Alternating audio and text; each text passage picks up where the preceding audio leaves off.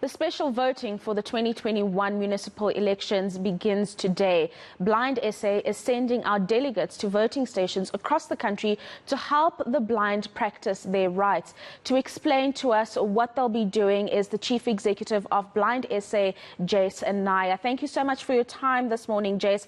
Maybe talk us through the processes you as an organization will be taking on to ensure the recognition of people with disability, especially those who are blind, when it comes to casting their ballots today.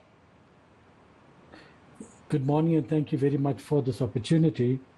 Yes, we started almost a month ago with a voter education campaign trying to inform blind people of the various aspects of this election, particularly the 2 votes in the metros and the 3 votes in other areas.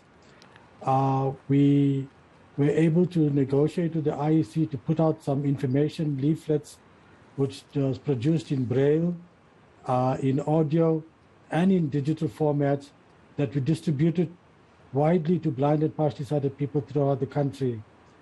Then, of course, there was a need to develop the universal ballot template. This is a template that would allow us to have the secret vote. This is what the UBT looks like, and it will be available at all the polling stations in the country, including during the special votes this weekend. We also undertook virtual campaigns just to advise blind people and to address the concerns that they have.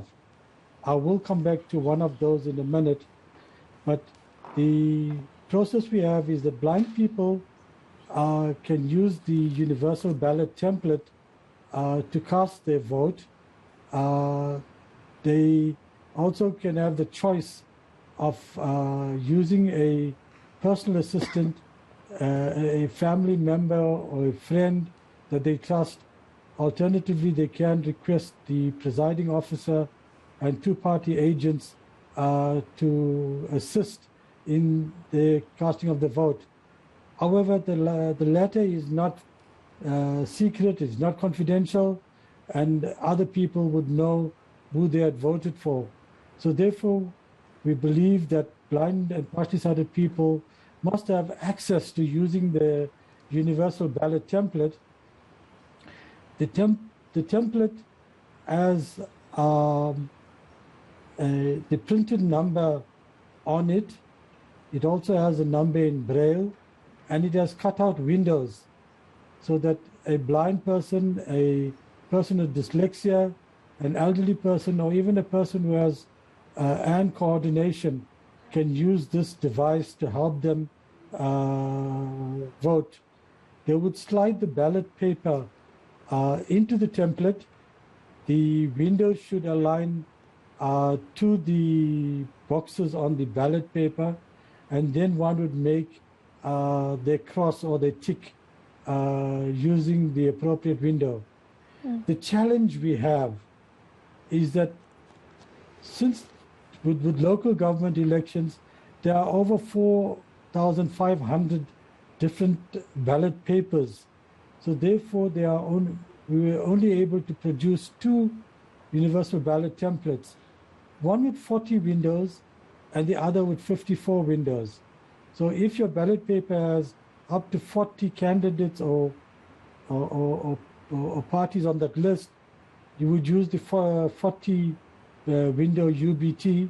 Alternatively, if the area has more than 41 to 54, then you would use the bigger UBT. Right, Jace, I just want to, before we run out of time, I just want to get your sense of your level of confidence in the follow-through of the process that you've just mentioned across the country. I mean, are you confident that everybody will be fairly treated when it comes to implementing the processes that you've just spoken about? We have serious concerns. We have raised this with the IEC in terms of training all the officials. Our previous experience showed that vast majority of election officials did not know about the universal ballot template or even how to use it.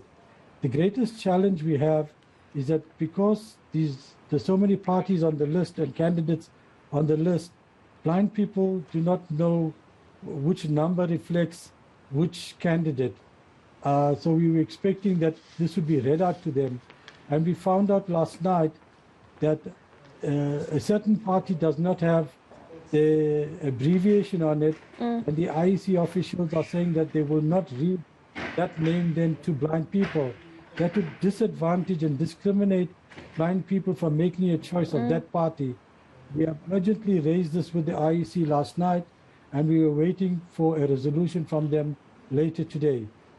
Very interesting insights there. The Chief Executive of Blind SA, Jace Nair, just speaking about the processes that will allow those with disabilities, especially the blind, to participate in the local government elections.